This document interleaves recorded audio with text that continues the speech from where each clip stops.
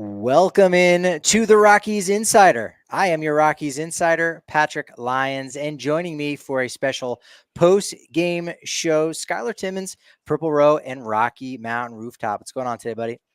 Nothing much, and as people can see, you have a much better backdrop for your video than my dilapidated bedroom here. It's a green screen. No one actually believes I'm here at Coors Field going Mine's live. green screen too. I've always tried to get that bedroom, but it's a little bit expensive. That's the premium. That's the premium subscription that you've got. Rockies do lose on Thursday, 9-1, lose the series to the New York Mets, losing the final 2 of 3 games. Rockies won on Tuesday, 6-3. We had a pitcher injury. Wednesday, they lose 5-3, pitcher injury. And Thursday, the 9-1 loss. Yet another injury. We'll talk plenty about that and more. The return of former Rocky, the return of a Colorado kid making his Coors Field debut. We'll break into all of that and so much more. But the 9-1 loss, a lot of power in this game at Coors Field. It all came the way New York Mets, not so much for the Rockies. A big 4-run first inning where you had 3 doubles and a home run for Pete Alonso with 2 home runs. I think he must have thought it was the 2021 home run derby at Coors Field yet again. What do you think? Yeah, no, they just were not getting fooled by anything today, and the polar bear finally came out of hibernation. I know he's been scuffling lately, but he had a good get-right game. He certainly did. A couple Mets did that. And if you would have said, ahead of this game, when you look at, a singular game slugging percentage, you said the Rockies are probably more likely than not, or at least get in on some of those extra base hits, because the Rockies have been hitting a lot of home runs as of late, and not just here at home. Over their last 49 games since June 11th, 76 home runs, most in the majors entering Thursday. Second most, Atlanta, who comes to town tomorrow. We'll preview that here in just a little bit. But power definitely starting to improve. We've seen Doyle do it with that big month in July as the player of the month. In fact, 13 home runs for him since June 22nd. Michael Toglia, 13 home runs since June 22nd. Is one of those two guys been more of a surprise as far as the offensive outbursts with home runs? Not necessarily. I think it's just been surprising that there's just been so many home runs in general.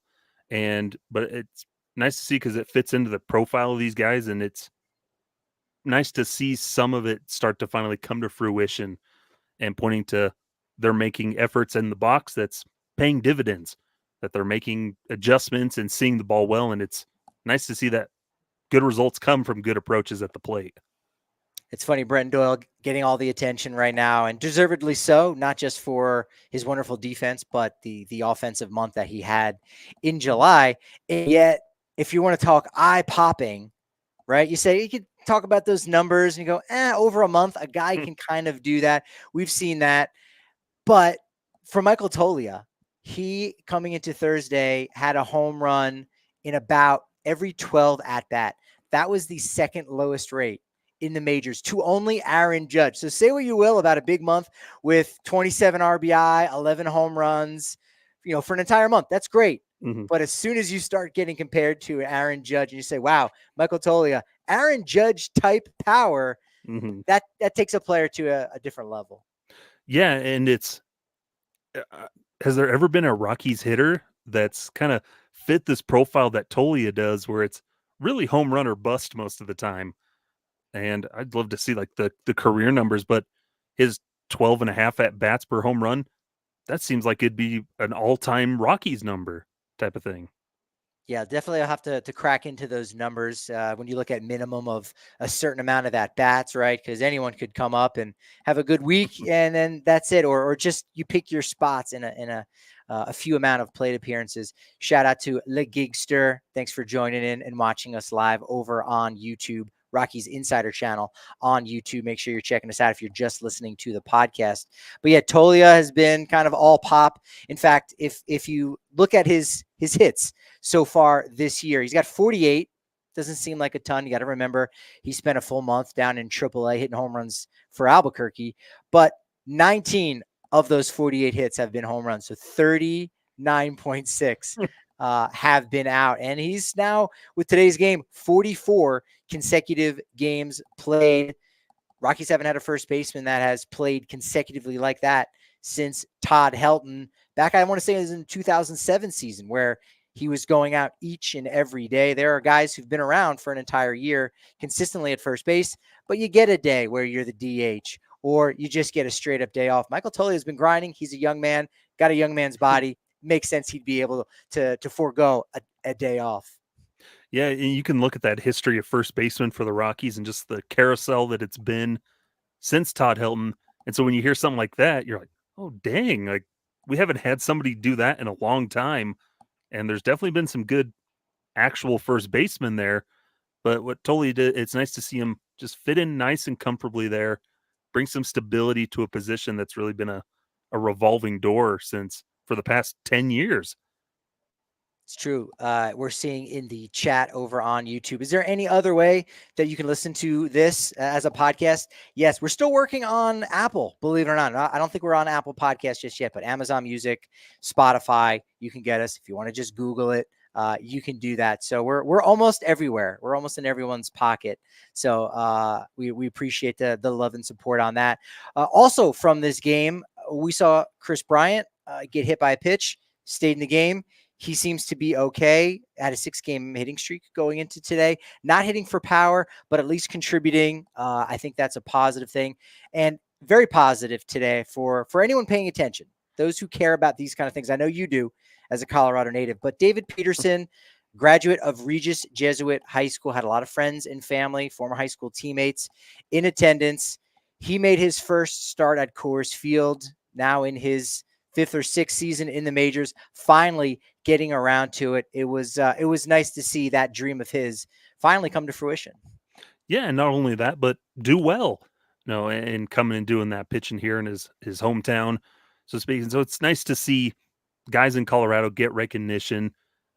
Where it's starting to become a little bit of a hotbed. There's some talent coming out of Colorado more and more as baseball continues on the rise, and good for him to come in and see his friend, his buddy Kyle Freeland, hang out with them and just pitch in front of family and friends, get that support, and pitch in what probably felt like a home game for him. Yeah, you're right. And he looked really solid over those 5 innings. He gave up 4 hits, only allowed 1 run, walked 3, struck out 5. Peterson selected 20th overall in 2017. Where were the Rockies in that year's draft? Their first pick, I believe, wasn't until 42. Ryan Valade, they lost their first round pick when they signed Ian Desmond. So Peterson was definitely someone that they were strongly considering, hoping that he would fall to them in the second round. But unfortunately, Rockies did not have a pick that high this year. We also saw the return of Adam Ottavino and caught up with him a little bit on Wednesday. And it almost sounded like this could be his final season. He's going to try. He was going to continue doing it, said that one of his favorite pitches in recent memory was a big spot that for him, he said, I don't make that pitch, I might be off the team. So he's kind of at the end of his rope just a little bit. I think he's going to get more opportunities. I know the Rockies will permanently have a non-roster invitation for him when it seems like there's no other suitors, because Adam Ottavino back in this ballpark here at Coors Field has had a ton of success. But the most interesting thing that I took away from the conversation that he said, and I don't really think this has been reported too much, he wants to be a manager. Now, you go, okay, a big leaguer wants to be a manager. That makes sense. But off the top of your head, when was the last relief pitcher that got an opportunity to manage? I mean, there's not a ton of guys who've done that. Bud Black, more of a starting pitcher. He relieved during his career. Mickey Callaway didn't have a big major league career, former Mets manager, but you just don't see that very often. And thought it was interesting. I think Adam Ottavino seems like he'd be a great managerial candidate, a guy that loves analytics, can communicate with players, has had really hard conversations, in the past with, hey, you're not getting the job done. We got to move you out of the closer spot, whatever. I thought that was a revelation, and I'm interested. I want to see Adam Ottavino as a manager someday.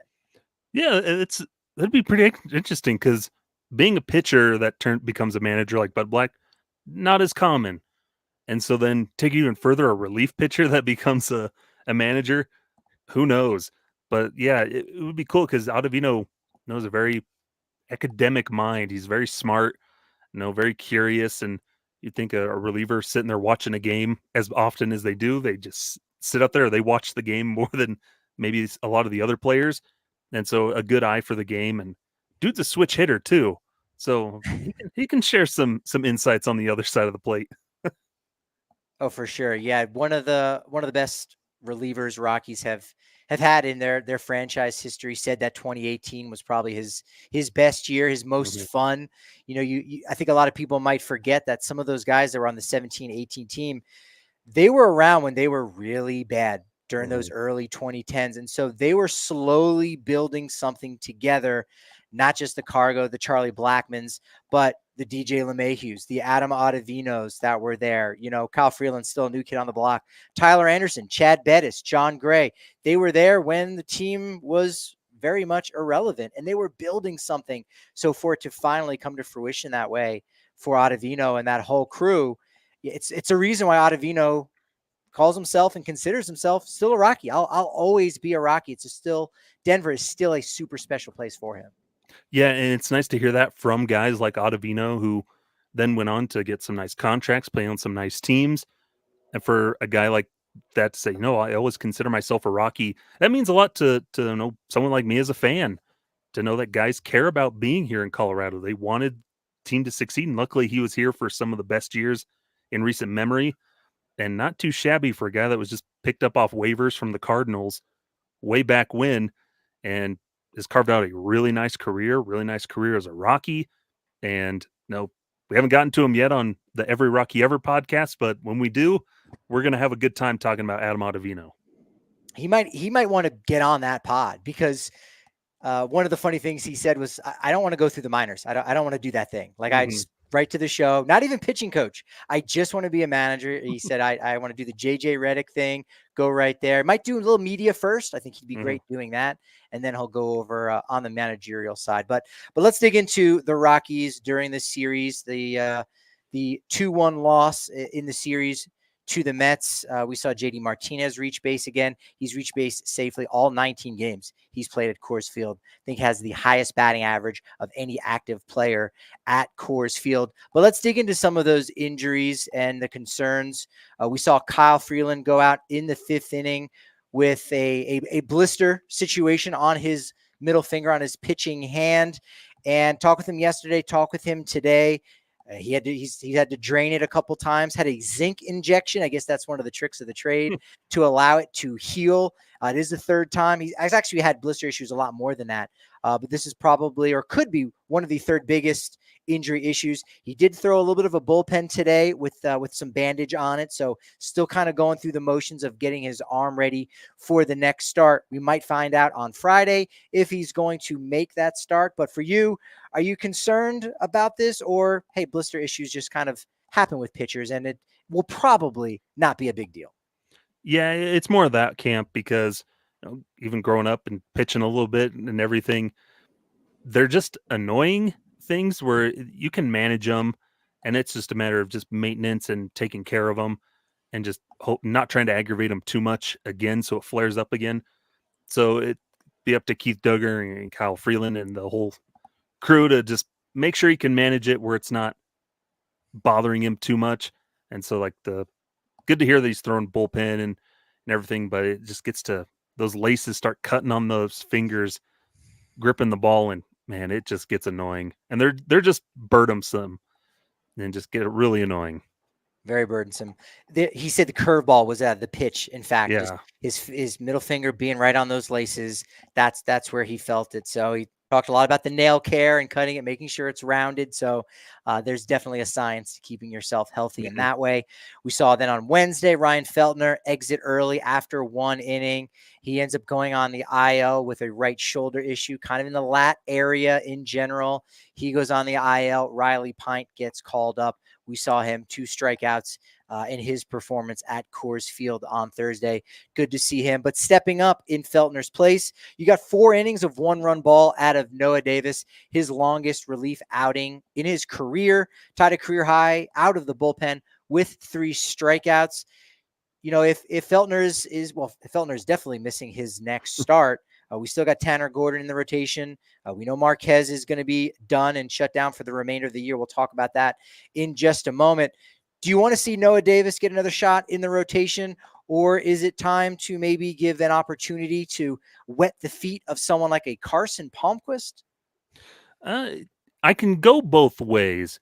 I think with Noah Davis, this is a perfect opportunity to really give him a fair look, fair shot at just what can you do as a starter with the big league club, and because he's kind of been shuttled back and forth with the Rockies and never really fit in a place, and he's done well in the role he's done this year when he's come out of the bullpen these couple of times that he has put in some nice relief outings in long relief. So throw him over there, see what you can get out of him. But if he doesn't factor into their plans or they like him in that relief role, then yeah, you bring up a Carson Palmquist and start getting his feet wet, because he's another one of those guys, part of the youth movement that needs to start getting some looks as they start building towards 2025 and beyond. Well, we're going to talk exactly about the future of the rotation, because a lot of pieces either falling in place, falling out of place, or falling where they don't belong, so to speak. As we did learn about Germán Márquez being shut down for the remainder of the season, I want to dive into that conversation a little bit longer. What is the impact on that? We also saw Peter Lambert exit the game in the middle of an inning, took that comebacker off the thumb, just got tight, didn't feel great, so they get him out. That's where Riley Pint was able to get that opportunity. Is Lambert a guy that you want to see maybe jump back into the rotation, or have you liked what you've seen from him in the bullpen?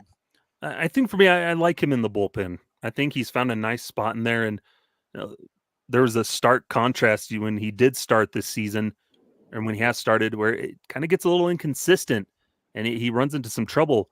But the times he's come out of the bullpen, he's thrown out, oh, Lambert just threw 3 scoreless innings out of the bullpen. So I think he has some good stuff, and that bullpen allows him maybe to cut loose a little, because he's got some good pitches, good fastballs, some good secondaries.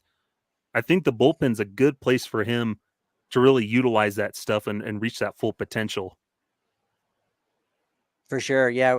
We saw in Thursday's game, Brendan Rodgers, 2 more hits, 2 walks. He sits safely in 35 of his last 36 games at Coors Field, 371 batting average over that span this season at home.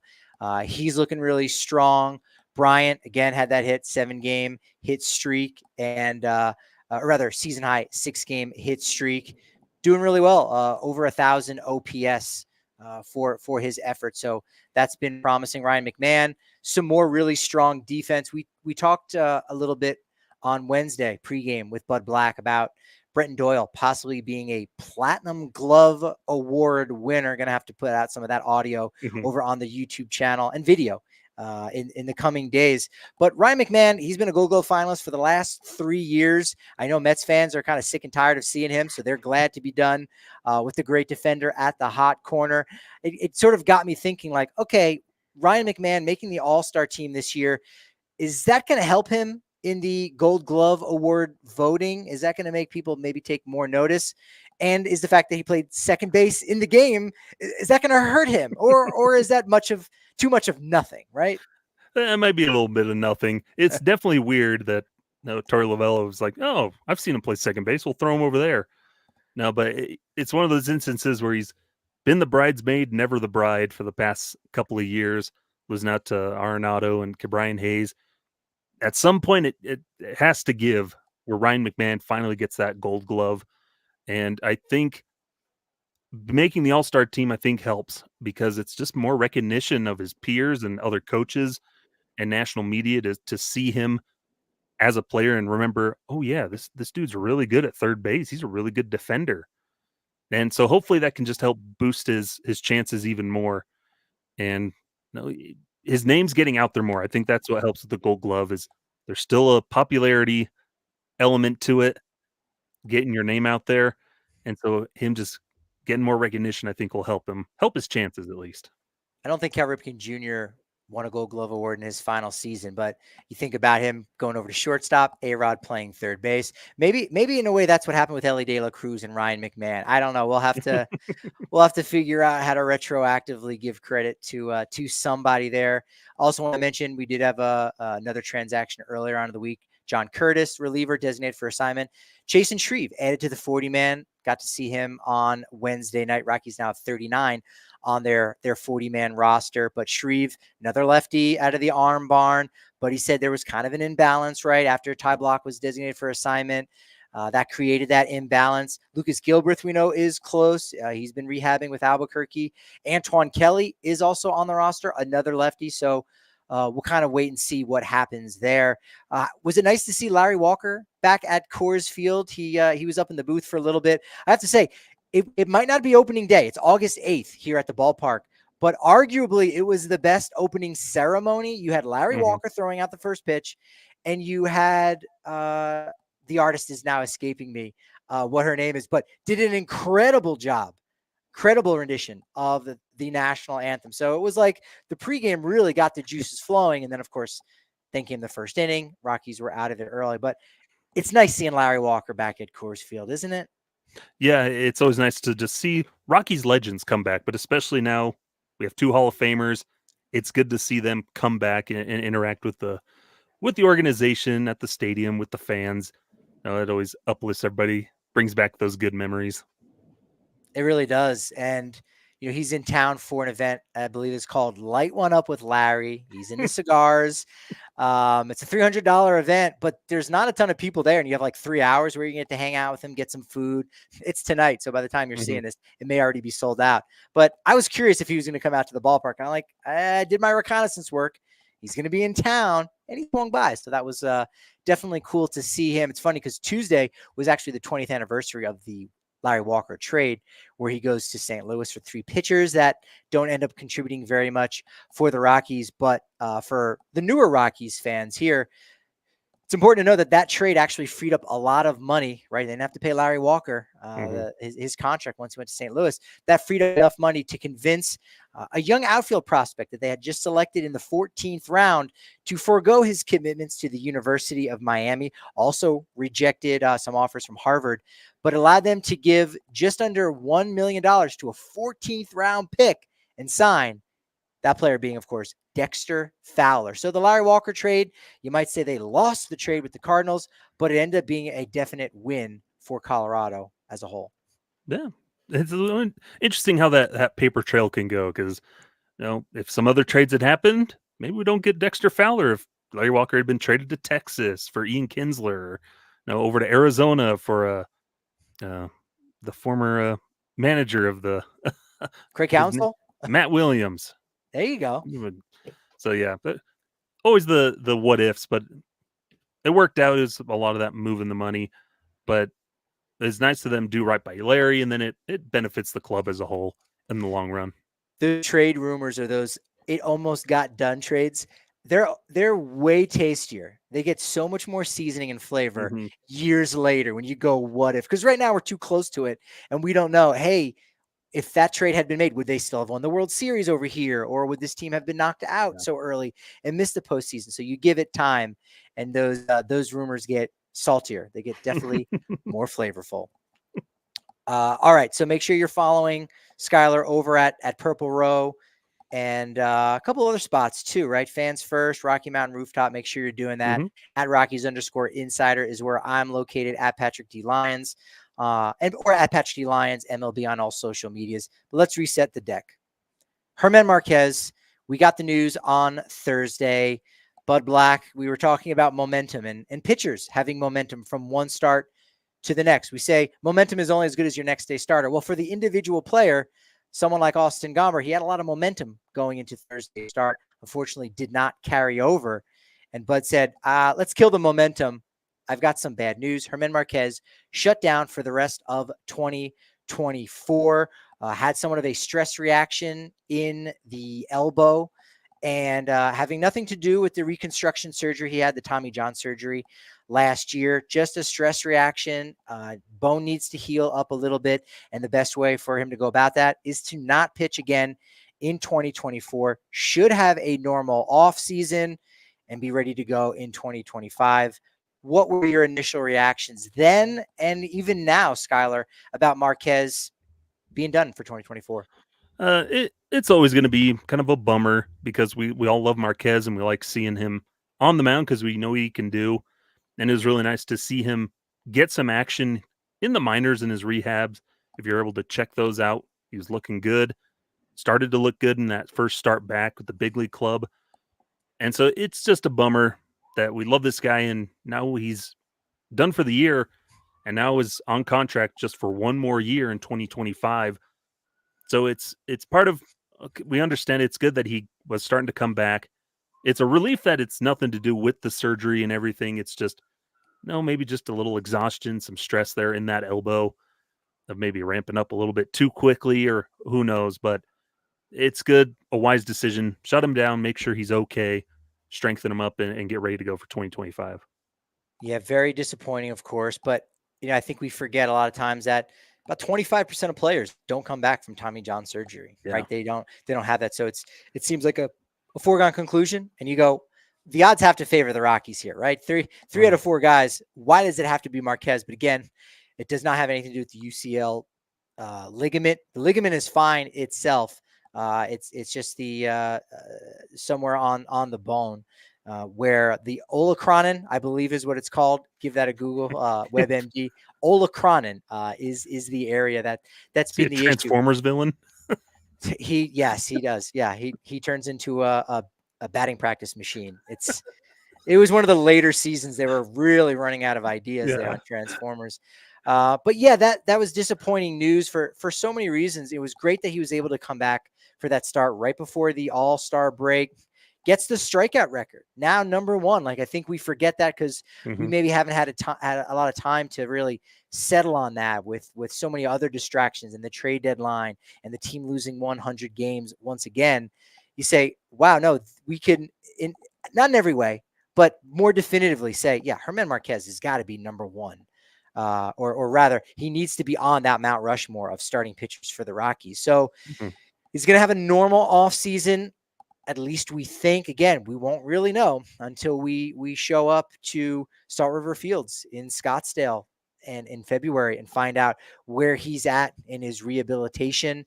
There's a very strong relationship and strong ties between Márquez and the Rockies. And I think Colorado has done really well for Márquez, looking after him, right, giving him this 2-year deal, because he was supposed to be a free agent after 2023. And they could have said, why would we pay you another dime going forward if you're not going to be able to pitch for us really in 2024? But they didn't do that, come together on the extension, very much a win-win situation. And you could see that again. It's crazy that he's only 29 years old. He still has possibly an entire other career ahead of him. So it's very much a wait and see in general what his future is going to be like with Colorado. But whether things are good, mediocre, or bad, it's still kind of tends to favor him being a Rocky for 2026 and beyond, at least just a little, regardless of what happens this offseason.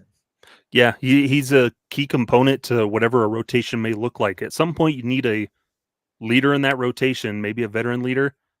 Germán Márquez could be that guy. And it's kind of, he had those quotes of, we next year, I'd be a free agent after next year.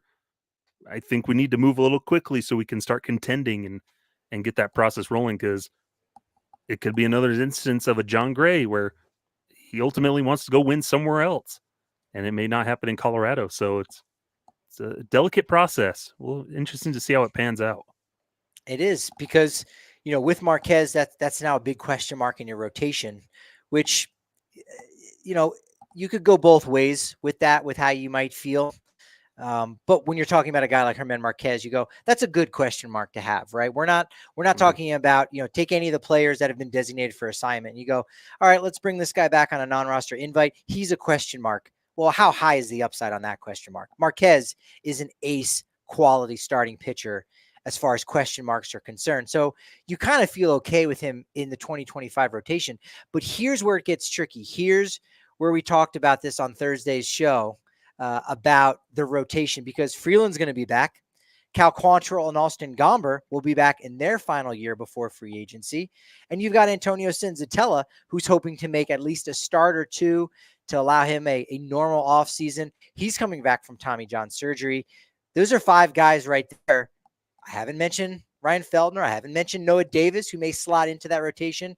Haven't mentioned Tanner Gordon, who after his last start, Bud Black said he's in that conversation to be a starter next year. They took Anthony Molina in the Rule 5 draft in hopes of converting him into a starter, putting him into the starting rotation. And then again, you've got one of the top arms in your system. He's already at AAA in Carson Palmquist, and we're not even talking about Chase Dollander. He's probably a little on the outside looking in to start the year. But that's 10 arms. You need that kind of depth. That is really valuable. But is this truly a problem, or is this just a good problem? We have so many arms and just not enough spots in the rotation on the big league roster.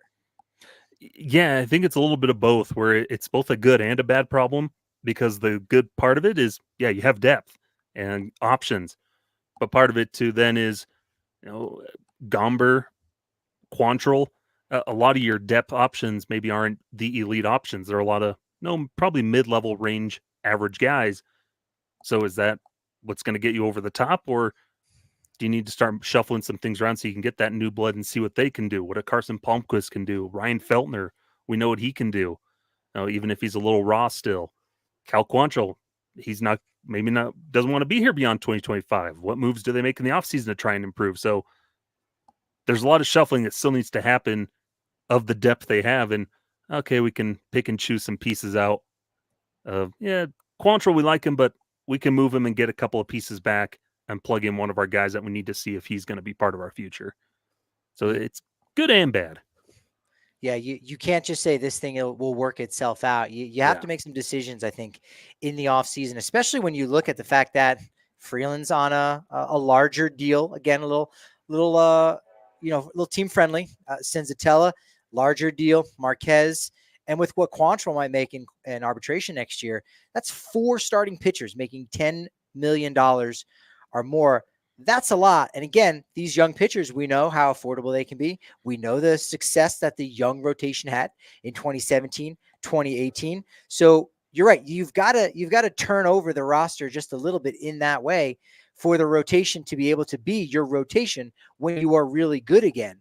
Even if you look at 2026, okay, in theory, you've got Marquez, Quantrill, and Gomber off the roster. But then after that season, Senzatella comes off the roster. So in 2027, which will be here in no time, I say 2027, you go, that's 3 years away. It's 2 full seasons away from right now, right? It's 25 and 26. You're 2 full seasons away from 2027. Only Kyle Freeland is locked up at that point. And that's a mutual option. So you've got a lot of questions to answer and not a ton of time to figure that out. You've got what looks like the right pieces, many quality pieces, but they've got to fit. And unfortunately, this Marquez news kind of complicates things now, because that's a bit of a question mark. You could have a yo-yo situation with someone down in Albuquerque going up, coming back down, making a spot start, all of those things. It's typical of any major league season. But the Rockies do need to figure out the rotation problem, good, bad, or indifferent. They've got a lot of work to do this offseason. Yeah, with the rotation, then beyond that with bullpen and all kinds of other stuff. So it's finally kicking into gear of the quote-unquote rebuild that they need to do, or they refuse to call it that, but just reconstructing this roster, remodeling, like we talked about on the Affected by Altitude podcast, remodeling the roster. And maybe you can take the $10 million that Quantrill be owed, you can put that to the bullpen and get yourself a couple of relievers. It's shuffling that money around, because there's a lot of money that's going to be tied up into that bullpen or into that rotation with a couple of your guys here over these next 2, maybe even 3 seasons. Rockies spend money. I think Rockies fans know that. They look and say, the Rockies are on the bottom of payrolls, right? But they have to spend wisely. And on one hand, you say, well, they have spent on their homegrown guys that they know are more proven products and will not wilt away at the pressures of Coors Field. So there's that. But at the same time, you've got to have that turnover. You got to have young guys that are on more team-friendly deals, because they're not even in the arbitration system yet. So you've got to have that balance of veterans, whether they're homegrown or not, and the young players that are just not making a ton of money. You've got to figure those things out. Now, in the minors, look, there's a ton of hitters right now, and I want to do a daily minor league minute. Now, go back and check out the show with Aaron McBride of Blake Street banner that we recorded on Wednesday, both as a podcast and over on the YouTube channel at Rockies Insider. We spent the entire show talking about prospects, but every day, got to have a minor league minute. This might be longer than a minute, Scott. I think you're up for it. And this man, Charlie Condon, deserves more than a minute on his own. Second game as a professional, first big game as a professional, 4 for 5, stole a base, double, first professional home run with High A Spokane. I know one game is only one game, and you probably really weren't taking it to heart, the fact that, he did not do very well in his debut. Now that you see that power that he's got, now that you've seen it in-game action, just how excited are you for him to make his debut here by about 2026? Yeah, it's cool to see. Now, first night, 0 for 4, 3 strikeouts. You're like, okay, maybe not what we all hoped. We're all hoping for he goes 4 for 4 with 4 bombs. That would have been nice. But the fact that it took him 2 games to then immediately kicking into gear, much better at bats and just a much better game in general, that it took him 1 game to really adjust to pro ball, and then he hits the ground running. And so it's just exciting to see a guy on the horizon who could be on that fast track to the big leagues. And it's exciting. It's nice to have somebody you can be excited about like that. And then being able to watch him a little bit, through the Spokane, broadcast and everything. He's looking good, looks good at the plate. It'll be good to see. It's fun to be excited about something with the Rockies. It certainly is. It's funny being down in the clubhouse after today's game,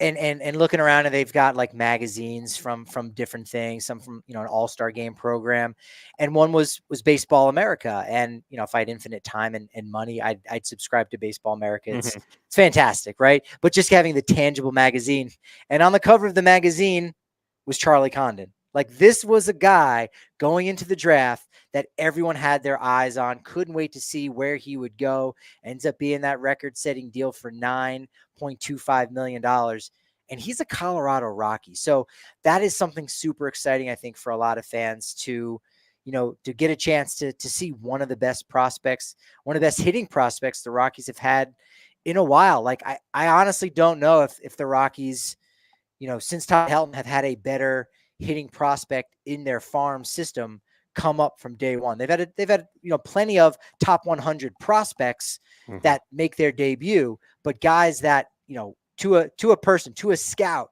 is saying, this guy is otherworldly. He's got multiple all-stars in his future. I mean, look, Todd Helton is the last Golden Spikes Award winner, the only other one that the Rockies have ever drafted. And so now Charlie Condon in really great company. It's exciting to see him have this early success. Yeah, and I think the quickest I've seen in recent memory was like Troy Tulowitzki gets drafted in like 2005, and he's up by the end of 2006. But he still played the entirety of the 2006 season in the minors, and then debuts at the end. Then he slotted in as the starting shortstop in 2007. So that could be as quick as Condon gets up, is by the end of next season. But then there's talk where he could even be up even quicker than that. So it's cool to have some success and get that notoriety of, we got a guy who can make a difference, hopefully, and be a cornerstone for years to come. This is becoming somewhat of a name that tune. This is becoming a game show. Aaron from Blake Street Banner saying, hey, opening day 2026. You're going, I can name that tune in 1 month quicker. September of 2025, he's going to be on the field. I like that prediction.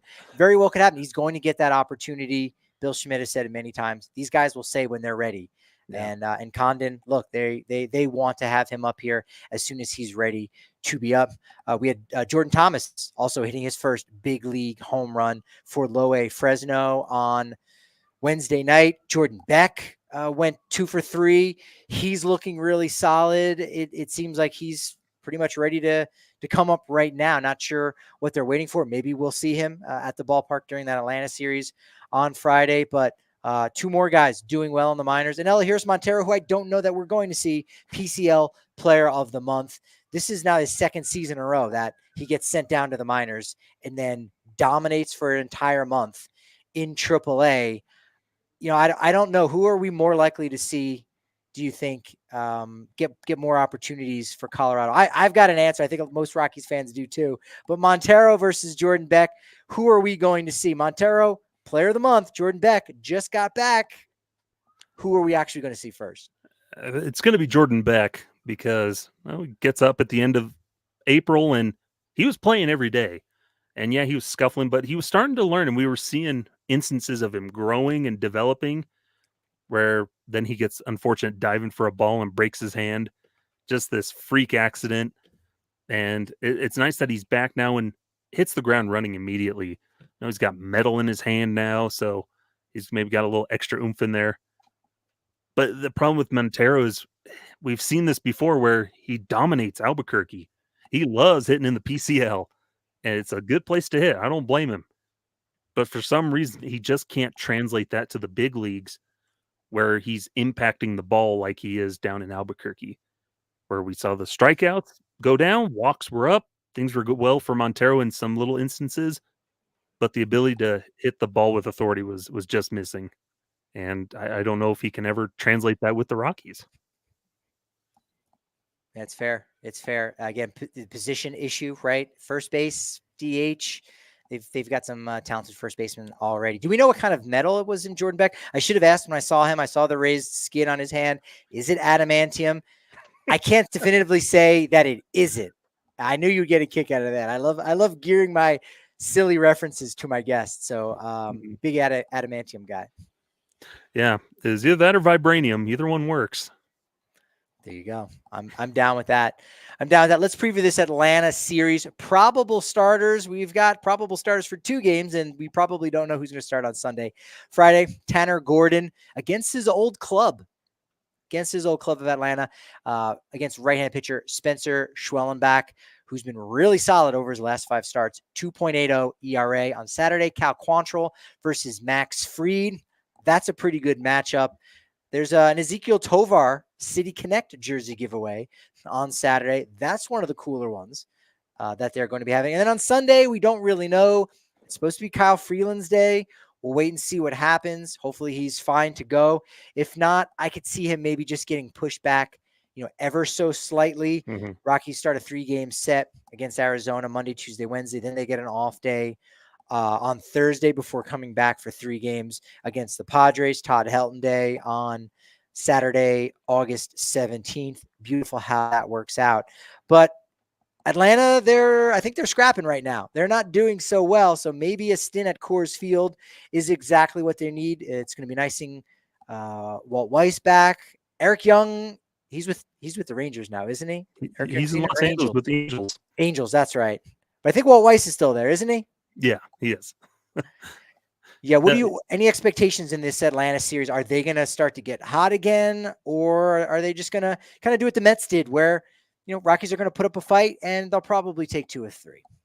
Yeah, I think it's a lot more along those lines. And we've had that running joke this year where the Rockies have been the get right club for other teams that have been kind of scuffling. Then they play the Rockies and then they go on a little hot streak of some kind where I don't know. It's just the way it's seen this year. But I think it could be the Rockies have done well against good teams this year, or at least put up a fight, like you said. I think that's the right way to put it is they'll at least try to put up a fight. And maybe they do sneak away with 1, maybe even 2 wins. But I think the Braves are heavily favored to come in. They've had some good pitching. They're a little banged up quite a bit. And so they're not at full strength. It's strange to see them not leading their division, but they're in that battle with the Mets and everybody over there for that wild card spot.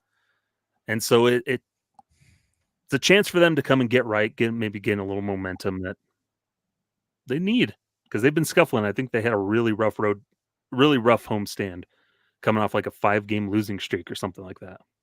Now, as an independent journalist or one that works for Just Baseball and does not work for the Colorado Rockies, I do want to offer a little PSA for anyone that does come out to one of these Atlanta games. It is not okay, no matter how much you love a player, to run on the field and try to get a selfie with them. Now, Ronald Acuna Jr. is not going to be here. Probably. I hope not. He should, just for crowd control purposes. Stay away, Ronald.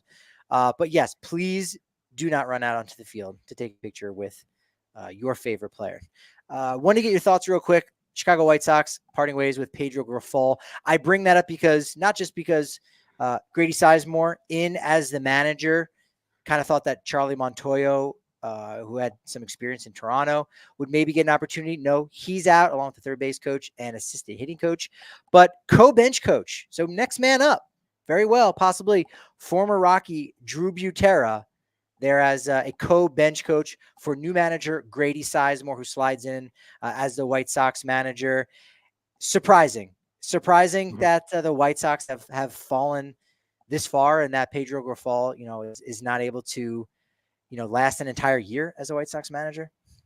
Yeah, just an awful season for the White Sox, and I feel for those Chi Sox fans, and just what a rough year it's been on to one of the worst teams in the history of baseball, even having a really rough year. So changes have to be made. At some point, heads do have to roll in this situation, and it's cool to see Grady Sizemore slot in, because I was seeing a thing where he was just an intern with the Diamondbacks a year ago, working for $15 an hour even. Is what he had. He said, I'll take whatever. I just want to get my foot in the door. And if I have to work $15 an hour. And so now, boom, now he's the interim manager for the White Sox. So it's just really a team that just needs an identity, a reset of some kind, to just try and get their feet under them and start building towards something. So surprising thing, and Drew Butera, good baseball guy, good mind. A lot of those catchers are. And so it's cool to see him get some of those opportunities and, start getting that experience. Yeah, I imagine whoever owns internships.com, this is good PR to say, hey, look, you can go from being an intern to managing a baseball team someday. So come intern for the Cedar Rapids Colonels. Sorry, I had to throw in some team name there. I apologize if you work for that organization. But yeah, that's cool. Drew Butera, I can remember even asking him like, hey, I know you might have a few years left in your career, but what are your thoughts on becoming a manager? And he said, yeah, that's definitely in my future. Those catchers have those great minds. Mm-hmm. We could see Tony Walters be one of those guys that when Bud Black era is over, it wouldn't be a total shot in the dark to say, boom, Tony Walters now becomes the manager there. So we know how important and how likely catchers getting that opportunity to manage. And it's really cool now to say that a player that was once traded for Bartolo Colon is now managing a team. So we do live in that world now. We live in that space, and that's a wonderful space to be in. Yeah. Always got to remember Bartolo. That's true. That's true. I think we pretty much covered everything that I wanted us to cover. So go ahead, take your time, plug away, let everybody know where they can find you, what you're working on, because there are a few that are more passionate, more knowledgeable when it comes to the Colorado Rockies than you, my friend, Skyler Timmins. So go ahead and plug away. Yeah, so you can find me over on Twitter at sideline_crowd, writing Wednesday rock piles and other various articles for purpleroad.com. And you can also find us over, I'll write stuff for Fans First Sports Network, which is where you can also find podcast I'm part of, Rocky Mountain Rooftop, hosted with Evan Lang, where we have the Affected by Altitude podcast, weekly one about the Rockies, week of events and stuff. A lot of inside jokes. It's a very stupid show. But hey, we have fun, and there are some good conversations. And then you can also check out Every Rocky Ever, where I talk with my brother about Rockies in history. And it's a lot of good times talking about our memories of guys. Just having them come out about closers. So good stuff. And that's evergreen. Like that's content too, where you should be listening to it now, but in the wintertime, you're like, man, I need some Rockies content. There might not be a lot of news going on. You check out Every Rockies Ever and you go, oh man, I'm hearing something about Brad Hopp over here and Adam Ottavino or Steve Reed, right? Yeah. John Vanderwall. That was my episode talking about John Vanderwall. I love that. A lot of fun. It's fun to go back and just reminisce about guys. Some of the good, some of the bad. We laugh about some. We're like, oh, this guy wasn't that good in the Rockies uniform, but he had a good career. And that's what we've kind of spread out. This guy wasn't a good Rocky, but look what he did 5 years before he was a Rocky. So it's a lot of fun celebrating just guys in their careers in general, not just Rockies anymore. Celebrate on social media, Twitter, X at Patrick D. Lyons, on TikTok at Patrick D. Lyons, MLB, at Rockies_insider. Appreciate you listening to the pod or watching us live wherever you may be doing that. And look, everybody has to have a sign off on their show. So Skyler, tune in tomorrow and you'll hear that sign off. All righty.